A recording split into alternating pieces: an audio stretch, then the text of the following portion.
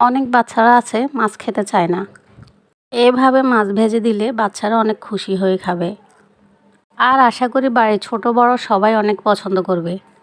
আসসালামু আলাইকুম, কী অবস্থা আমার আপু ভাইয়াদের?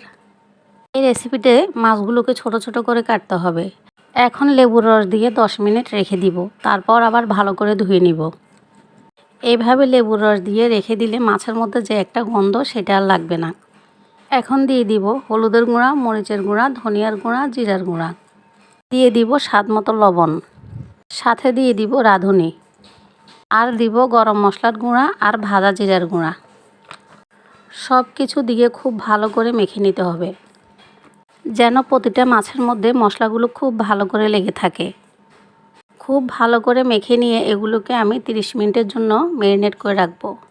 সাথে কিন্তু আমি 1 টেবিল চামচের মতো চিলি ফ্লেক্সও দিয়ে দিলাম। এভাবে মেখে নিতে হবে যেন সবগুলো মাছের গায়ে মশলাটা এভাবে লেগে থাকে। মাছগুলো ম্যারিনেট হোক, এর মধ্যে আমি একটা ব্যাটার রেডি করে নিচ্ছি। এখানে আমি দিয়ে দিলাম বেসন আর কর্নফ্লাওয়ার, সাথে দিয়ে দিব লবণ। কর্নফ্লাওয়ারের পরিবর্তে আপনারা চালের গুঁড়াও দিতে পারেন। আমি 3 টেবিল চামচ বেসনের সাথে 2 টেবিল চামচের মতো কর্নফ্লাওয়ার দিয়েছি। এখন অল্প করে পানি দিয়ে ঘন একটা ব্যাটার তৈরি করে নিব। পানিটা একসাথে দিবেন না, অল্প অল্প করে দিবেন, আর ব্যাটারটা একটু ঘনই হবে। তবে মাছটা অবশ্যই 30 মিনিট ম্যারিনেট করে রাখবেন। আর ম্যারিনেট করার সময় আমি 1 টেবিল চামচের মতো রসুন দিয়েছিলাম, এটা স্কিপ হয়ে গেছে। 30 মিনিট পরে আমি ওই ব্যাটারটা রেডি করেছিলাম যে এটা মাছের মধ্যে দিয়ে দিব। এখন সব কিছু আবারও খুব ভালো করে মেখে নিব, যেন এই ব্যাটারটা প্রতিটা মাছের গায়ে খুব ভালো করে লেগে যায়।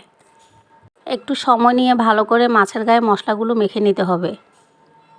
যদি ভালো লেগে থাকে এই মাছের রেসিপিটা অবশ্যই একবার হলেও আপনারা ট্রাই করে দেখবেন। তেলটাকে খুব ভালো করে গরম করে নিতে হবে। এটা যখন ভালো করে গরম হয়ে যাবে তখন চুলার আঁচ মিডিয়ামে রেখে এবার মাছগুলো দিয়ে দিব। একটু ফাঁক ফাঁক করে মাছগুলো দিবেন যেন সবগুলো আলাদা আলাদা থাকে। আপনারা চাইলে কিন্তু আরও ডুবো তেলেও মাছগুলো ভেজে নিতে পারেন। মাছের এই রেসিপিটা কিন্তু ভাত ছাড়াও আপনারা এমনি এমনি নাস্তা হিসেবে খেতে পারবেন। খুব সহজ কিন্তু মাছের এই রেসিপিটা, সময়ও কিন্তু অল্প লাগে। আর এক পাশ হয়ে গেলেই কিন্তু আরেক পাশ উল্টে দিবেন। এখন চুলার আঁচ মিডিয়ামে রেখে মাছগুলো ভেজে নিতে হবে।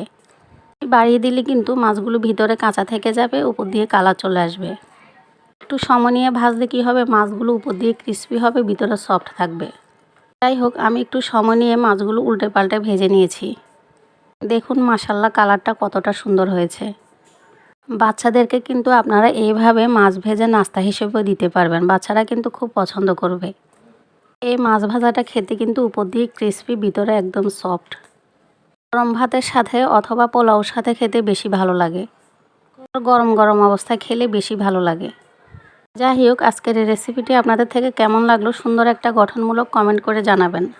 সবাই ভালো থাকবেন, আল্লাহ আপনাদের সবাইকে ভালো রাখুক। সবার জন্য অনেক অনেক দোয়া ও শুভকামনা। আজকের মতো এখানে বিদায় নিব। আল্লাহ হাফেজ।